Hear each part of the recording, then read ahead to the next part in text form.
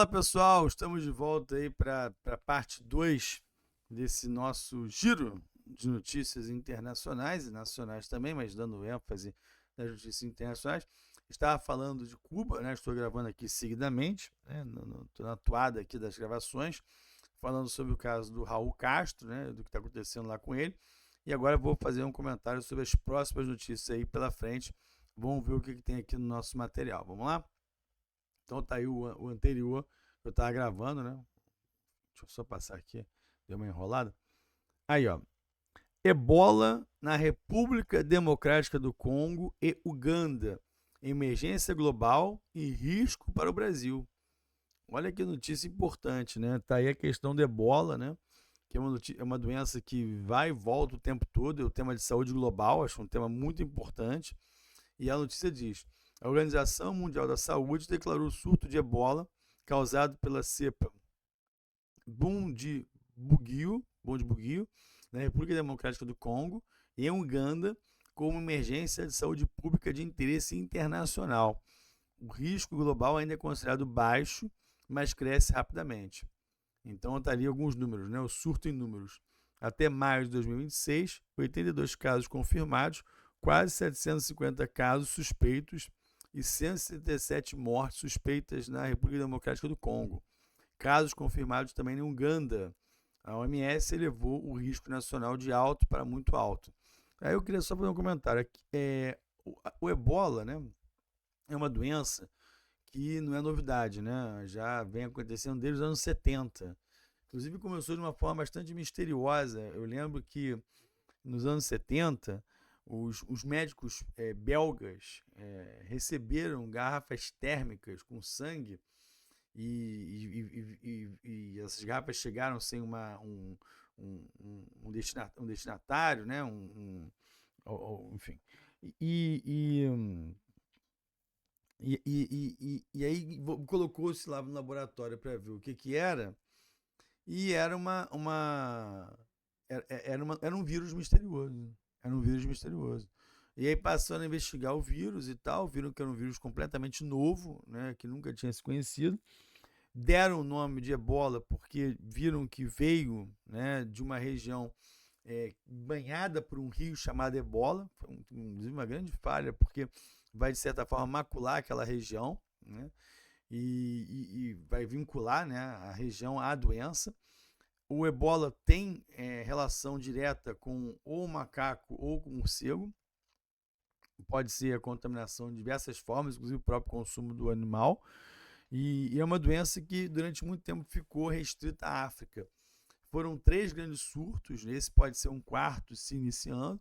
O terceiro surto de ebola foi muito preocupante, né? Virou uma preocupação da OMS, porque chegou a ter casos, inclusive em Nova York.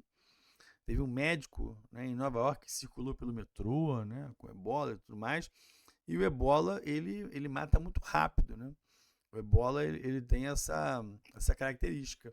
A pessoa contaminada, ela... Não sei se a palavra certa é contaminada, infectada, eu peço perdão se estiver sendo politicamente incorreto.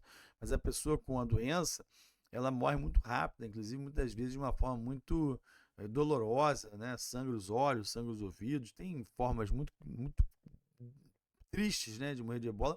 Outros morrem de uma forma mais natural, mas também tem esse tipo de morte que é meio que impactante visualmente falando, e morre rápido. Morrer rápido, né? Entendo o que eu vou dizer, hein, pelo amor de Deus. O morrer rápido, né, o ebola, é até o menor problema da coisa. Porque pior é quando você tem um vírus que fica muito tempo com a pessoa e ela espalha para outras pessoas. E esse vírus, depois que você adquire, você pode espalhar ele por qualquer secreção. Pode ser suor, pode ser um espirro, pode ser qualquer coisa. Então, ele é facilmente transmitido. Só que a pessoa morre muito rápido. Então, isso, por um lado, torna, né, o espalhamento dele menor.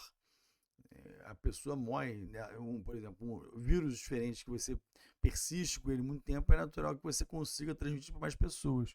Então essa é o grande paradoxo da coisa, né? Por outro lado, a pessoa morre rápido, né? E o que aconteceu agora recentemente, especialmente na República Democrática do Congo, é que o local onde os médicos vinham tratando das pessoas doentes do ebola, elas foram incendiadas, né? E duas vezes, né? E de forma intencional. Então, olha que crueldade, né? Ali você tem o trabalho de uma ONG importante, que são os Médicos Sem Fronteira, pode falar de um campo, né, de tratamento foi incendiado propositalmente, então assim, é uma coisa muito cruel, né, criminalmente, e tá essa notícia aí, né? Então, isso, e a preocupação de chegar ao Brasil, como pode chegar a qualquer lugar do mundo. Você fala do Brasil porque nós estamos aqui no Brasil, mas ebola pode chegar a qualquer lugar. Não me lembro, sendo sincero, para dar uma gugada aí, se houve algum caso de ebola no Brasil. Né? Não me lembro se houve algum caso de ebola no Brasil. Mas há sempre o risco, como foi o caso da Covid, né? Começou lá na China e tudo mais, está longe, está isolado. Um belo momento virou uma pandemia. Esse não é um caso ainda, né? É um caso que está restrito a esses dois países. O terceiro surto, ele se espalhou por vários países da Europa, né? Desculpa, vários países da África, mas também chegou à Europa, né? Rezemos para que não aconteça isso, que as pessoas possam sair desse perigo. Ali até fala do perigo da cepa do Bundibugyo, né? Bugio, pode falar isso, hein? Diferentemente do ebola Zaire, não há vacinas nem tratamentos específicos aprovados para essa variante. A letalidade estimada é de 30% a 50%. Esse é o 17º surto de ebola na República Dominicana desde 1976. Quando eu falei terceiro grande surto no mundo, né? Na RDC, né, é o 17º. E como eu disse, a primeira vez que se soube do ebola foi nos anos 70, precisamente em 76. Risco para o Brasil. Especialistas consideram o risco baixo. O ebola não se transmite pelo ar, exige contato direto com o fluido corporal, como eu tinha dito. São Paulo e outros estados já atualizaram protocolos de vigilância. O Brasil possui estrutura para isolar e monitorar casos suspeitos. Então tá aí, né, assunto de saúde global. Visita histórica de Trump à China. Esse grande tema, né? Esse tema também é sensacional, né? O presidente Donald Trump visitou Pequim em 14 e 15 de maio de 26, no primeiro encontro entre líderes americanos e chineses na capital chinesa em quase uma década. Quase uma década. A China classificou o encontro como histórico. E aí foram as três questões aí, né? Os acordos agrícolas, a Taiwan na pauta, os próximos passos. Os acordos agrícolas, a China deve comprar dezenas de bilhões de produtos agrícolas dos Estados Unidos por ano, nos próximos 3 anos, e o Xi Jinping concordou em comprar 200 jatos da Boeing. O Trump ficou todo feliz, né? Saiu dizendo isso, né? Que conseguiu um belíssimo acordo, né? Great, né? Aquelas coisas que ele, né? Ele é superlativo, né? Gosta de repetir a mesma palavra, né? 300 jatos da Boeing e Taiwan na pauta. Essa foi a grande questão. Xi Jinping advertiu que Taiwan é o tema mais importante nas relações bilaterais. Marco Rubio assegurou que a posição dos Estados Unidos sobre ele permanece inalterada, ou seja, iremos continuar defendendo Taiwan, mas isso não foi da boca do Trump, né? E nos próximos passos, Xi visitará os Estados Unidos no outono do hemisfério norte. Os países concordam em trabalhar em um novo marco para a relação de estabilidade estratégica. E assim, deixa eu comentar uma outra questão aqui. O Xi Jinping, ele falou muito claramente, isso para o Trump, que a reunião ela serve para criar algum tipo de acordo no momento de uma nova ordem mundial. Né? Quando a gente fala de uma nova ordem mundial, são os novos rearranjos geopolíticos que o mundo vive de tempos em tempos. Ele, inclusive, citou, né, a armadilha de Tucídides, né, que é uma história que é interessante, né, que é o seguinte: Tucídides ele era um grego que viveu 400 anos antes de Cristo. Ele observou a guerra entre Esparta e Atenas, né, a famosa guerra do Peloponeso. E nessa guerra, né, Atenas ela tinha se tornado hegemônica, né, após a guerra contra os persas. E o Tucídides ele observou que na hegemonia ateniense, Esparta, que vinha também crescendo, acabou gerando a ciumeira com relação a Atenas, e aí acontece uma guerra entre as duas cidades que tinham sido aliadas contra os persas. O que é a armadilha de Tucídides? é a ideia de que, é muito simples de entender, é a ideia de que quando uma potência começa a crescer, a tendência é elas entrarem em guerra. Então, assim, cara, isso é muito sensacional, né? Quando o Xi Jinping ele fala abertamente sobre isso, ele está dizendo o quê? Nós estamos agora nos tornando uma potência e é bom que a gente se dê bem. Né? Isso foi dito. Isso não é interpretação, não. Isso foi dito. Né? Vamos trabalhar para um bom entendimento entre os países, né? Para uma boa relação entre nós, né? China e Estados Unidos, porque não há nenhuma questão, nenhum problema em dividirmos essa polaridade do mundo, essa bipolaridade do mundo. E vamos, né, dividir mercados, vamos fazer negócios. A proposta de Xi Jinping é essa. E é interessante porque quando a gente fala assim, uma nova guerra fria está em curso entre China e Estados Unidos, não é verdade. Não é verdade. A China não tenta impor ao mundo o seu modelo político comunista, por exemplo. Porque a China é um país que eu comentei, já fez uma abertura desde Deng Xiaoping para uma economia capitalista. Mas na política, quem manda é o Partido Comunista. É o Partido Comunista Chinês, que controla as eleições lá, só os membros do partido podem votar, que é em torno de 1 milhão. O país tem 1 bilhão e 400 milhões de habitantes, 1,4 bilhão. Então não dá para dizer que é uma democracia, mas a China tem um estilo de governo que é esse.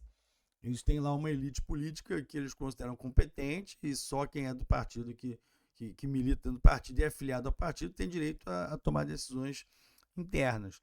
Então é um regime autoritário nesse aspecto, mas na economia é um país capitalista. E a China não quer que o mundo adote os valores comunistas. A China é muito pragmática. A China não está nem um pouco preocupada com isso. A China quer se tornar uma potência, como já vem se tornando, pela questão econômica, comercial. É lembrar que a China é o país que mais faz comércio no mundo. É o país que mais exporta no mundo. Então, assim, falar de uma nova Guerra Fria é uma leitura completamente anacrônica. Não faz o menor sentido. Né? Talvez pelo lado dos Estados Unidos é que esse discurso sirva melhor por conta de ser essa, né, eles, os Estados Unidos, a potência que está perdendo espaço para outra. A armadilha de Tucídides, né? Quem está perdendo espaço são os Estados Unidos. Então, assim, acusar o outro, demonizar o outro, pode ser um papel mais adequado aos Estados Unidos, mas não é o papel que a China quer fazer. E assim, sem querer polemizar, falar de Bolsonaro, eu sei que o país está polarizado, a gente tem eleição esse ano, aí você pode assistir isso aí e achar que eu estou, né, dando opinião política sobre o X ou Y, mas eu lembro que na época do Bolsonaro, a China foi xingada a exaustão pelo Bolsonaro. Chamou o vírus, né, da pandemia de vírus amarelo, né, falou várias vezes sobre a China, né, de uma forma depreciativa, fez todo tipo de deboche. A China não reagiu com relação a isso. No máximo que a China fez foi suspender durante 1 ou 2 semanas a exportação de insumos para a vacina no Brasil, mas logo depois voltou ao comércio normal, porque a China não é dada a esse tipo de chilique. Né? Vou usar essa expressão. A China não é muito afetada. Né? A China pensa a médio e longo prazo. Né? Ela, até na época, falou isso. O Bolsonaro vai passar e vai entrar um novo, e a nossa relação é com o Brasil. Tanto é que o Lula foi à China e foi recebido, né, com música do Ivan Lins, né? Com música de fala de amizade, não lembro qual era a música agora do Ivan Lins, mas foi a música do Ivan Lins. Os chineses receberam o Trump com a música do YMCA, né? YMCA, que o Trump adora fazer a dancinha dele e tal. Ele até fiquei esperando que ele fosse fazer a dança, mas não fez. Então, assim, a China joga o jogo, né? A China dança conforme a música. Ela não tem essa coisa de vou ficar de birra com o outro. Não, eu quero vender, eu quero exportar, eu quero ganhar dinheiro. É um pragmatismo nível hard, né? E hoje quem é mais biológico são os Estados Unidos. Então tentar categorizar essa relação entre China e Estados Unidos como uma questão de guerra fria é uma bobagem, né? Não é longe de ser o caso. Beleza? O momento apoteótico, eu repito, né? Se eu não falei, se eu não falei, foi o seguinte: quando o Xi Jinping mostra uma árvore de 300 anos para o Trump, né? Os americanos completam agora, 4 de julho, 250 anos, né? E a China mostra lá o Xi Jinping no jardim lá secreto, jardim que fica dentro do Palácio Presidencial, uma árvore de 300 anos, quase que debochando, dizendo: olha, a gente tem uma árvore aqui de 300 anos.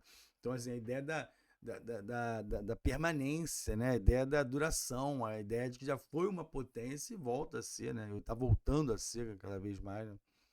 Surto de hantavírus do navio de cruzeiro ao Brasil. Olha que interessante, hein?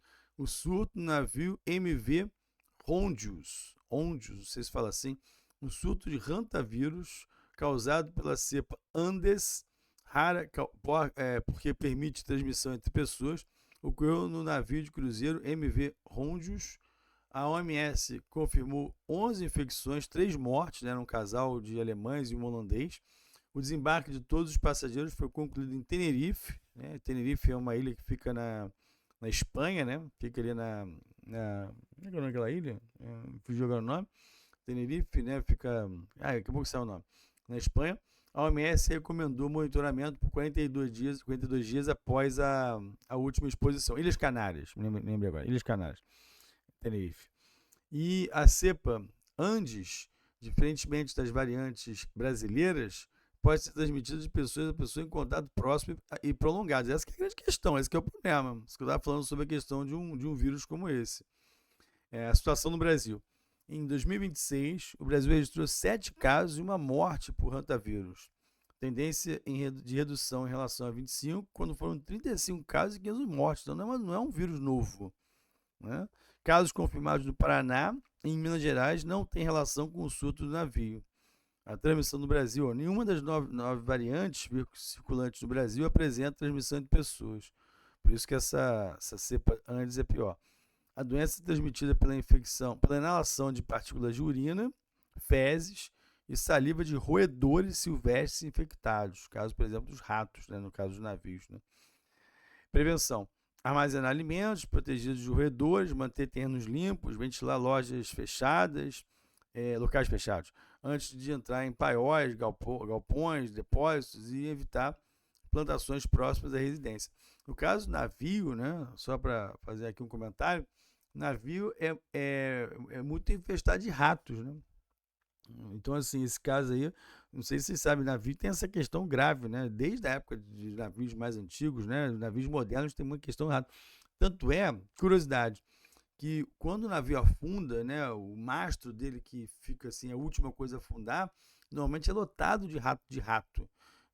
Aquele mastro até dentro do jargão da marinha é chamado de rat line, né, linha dos ratos, né, mastro dos ratos.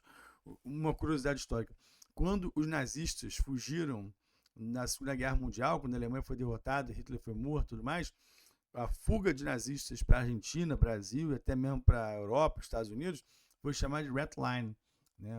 Rota de fuga dos ratos. Né? Então é uma expressão que foi emprestada para outros momentos. Então, assim, notícia também impactante. E vamos então aí para a nossa última notícia, último slide, passar aqui. Qual é? É a questão da visita do Putin e do Xi Jinping que discutiram em Pequim o futuro do mundo, né? E aí vamos lá. Primeiro, o Putin e o Xi Jinping fazem parte de uma aliança política que não é de hoje. Esse eixo Moscou e Pequim, ele já existe, né? E pode se colocar também a Pyongyang, capital da Coreia do Norte, nesse eixo. Há parceiros um pouco mais distantes, mas também próximos deles, como por exemplo Teherã, né, no Irã. E se você para pensar, o Brasil também está nesse jogo por conta dos BRICS. Diferente, né? O Brasil não é um país que vai se afastar dos Estados Unidos, tanto é que o Lula teve lá com o Trump, né? O encontro que era para durar meia hora levou 3 horas, né? Os dois se entenderam bem e tudo mais. Então o Brasil jamais vai ser um inimigo dos Estados Unidos, porque historicamente isso não cabe ao Brasil, não é uma questão que o Brasil jamais fez, não acho que vai fazer agora. O Lula é muito pragmático também, a gente fala de pragmatismo. O Lula elogiou o Trump, né? O Trump elogiou o Lula, o Trump falou I love pro Lula, né? O Lula disse que o Trump tinha que rir um pouco demais, que o Trump tá muito sério, aquela cara dele, a foto presidencial oficial do Trump ele com a cara assim, né? Ele falou que essa cara não é boa, que ele tinha que dar uma risada. O Lula, né, sabe também jogar o jogo, né? Isso não tem a dúvida. Ele acende uma vela pro diabo e uma vela para Deus, né? Não tem essa. Mas os BRICS existem, né? É importante lembrar que existe uma organização que é Brasil, Rússia, Índia, China e África do Sul, que houve recentemente uma ampliação com a entrada de outros países, como Emirados Árabes, Egito, Indonésia, Arábia Saudita, Etiópia, faltou alguém aqui, né, que eu não estou lembrando, mas de qualquer forma o núcleo duro é Brasil, Rússia, Índia, China e África do Sul. Então já existe uma relação de proximidade do Brasil com esses países, mas isso não torna o Brasil um aliado incondicional da China e da Rússia. Né? Se, por exemplo, existir, Deus me livre, né, isolando aqui, uma terceira guerra mundial, não quer dizer que o Brasil vai entrar ao lado da guerra imediatamente, né, automaticamente ao lado da Rússia, né, ou melhor dizendo, da China. Isso é uma viagem. Né? O Brasil certamente manteria uma distância, um pragmatismo, um distanciamento pragmático, como foi na era do Getúlio Vargas, que depois entrou na Guerra Mundial ao lado dos Estados Unidos. Né? Mas vamos lá, falar aqui do encontro. Tá aí deixa eu ampliar aqui a tela que eu não enxergo nada. O presidente russo, Vladimir Putin, visitou Pequim nos dias 19 e 20 de maio de 26, poucos dias após a visita de Trump, para a reunião dos 2 dias com Xi Jinping, reforçando a aliança estratégica sino-russa. Os temas: energia e comércio. Putin garantiu o fornecimento contínuo de energia à China. As exportações de petróleo russo cresceram 35% no primeiro trimestre de 26. O comércio bilateral supera 200 bilhões. E aqui uma informação que eu acho legal de citar. Os dois países eles já vêm fazendo trocas comerciais em moedas locais, enfraquecendo o dólar. Isso irrita o Trump. A China, a moeda é yuan, né? A Rússia é o rublo. A Índia também faz isso, né? E aí pode-se colocar, inclusive, Nova Delhi também se aproximando dessa relação. A Índia é uma aliada dos Estados Unidos, né? O primeiro-ministro atual, Narendra Modi, é um nacionalista e que já foi mais aliado americano, mas hoje vem se distanciando dos Estados Unidos e pode ser que orbite, né, em torno desses países, e faz parte dos BRICS, né? A moeda da Índia é a rúpia. E eles já fizeram trocas comerciais, né, usando essas moedas. E isso, para o Trump, foi a morte. Quando o Lula falou de usar essas moedas e enfraquecer o dólar, isso irritou o Trump no encontro dos BRICS que houve no Rio de Janeiro, né, que, se eu não me engano, foi ano passado, né, 2025, né, que teve um encontro no Rio de Janeiro, ano passado mesmo. Então, assim, essa é uma questão que já vem acontecendo nesses dois países e isso enfraquece a moeda internacional, né, o dólar. Além disso, que mais ali? Tecnologia e acordos. Os líderes assinaram cerca de 200 documentos de cooperação, incluindo declaração conjunta de coordenação estratégica e acordos com inteligência artificial e inovação tecnológica. O grande tema atual, né? O grande tema atual é quem vai chegar na frente em relação à IA. Gente, a nova fronteira do mundo em termos de disputa é a inteligência artificial. Esse é o grande assunto hoje, para entender quem vai ser a potência mundial. E aí, quando você fala de IA e quarta revolução industrial, a gente fala, por exemplo, também da robótica, da realidade ampliada, né, dos drones, dos humanoides. Né? A China tem apresentado concursos de humanoides, né? Faz prova de atletismo com humanoide. E vai ter uma cena agora recente que chamou a atenção, porque tentaram fazer o humanoide repetir os passos do Michael Jackson, mas aí não conseguiu.